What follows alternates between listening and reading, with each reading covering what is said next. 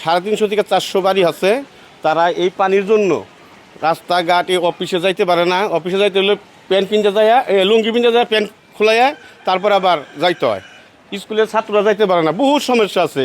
পানিতে আমরা স্কুলে যাইতে পারি না, অনেক পানি হয়, আমাদের বাসেও পানি ঢুকে, এই জন্য আমরা বেরোতে পারি না। পানি নামার কোনো ব্যবস্থা নাই, গাড়ি নষ্ট হয়ে যায়, পানি ছাইলাস পর্যন্ত পানি তলে জায়গা। আমরা খুব সমস্যায় আছি, এই পানি পচা পানি, চর্মরোগ হয়, মশা, আমরা খুব সমস্যা আছি। এটা যদি দ্রুত সংস্কার করে তাহলে আমাদের জন্য ভালো হবে। রাস্তায় চলাচল করলে এই যে পানি, এই পানির কারণে রিক্সার সমস্যা হয়।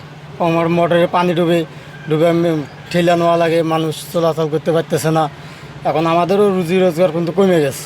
যে লোকজন চলাফেরা করতেছে না, ব্যবসাপাতি বন্ধ হয়ে গেছে গা সব কিছু। পারে দেখেন না, ঘরে যাওয়া লাগছে, ইতে যাওয়া লাগছে, পানি পাড়াইয়া দুই আরে ই করুন লাগে, অনেক পানি।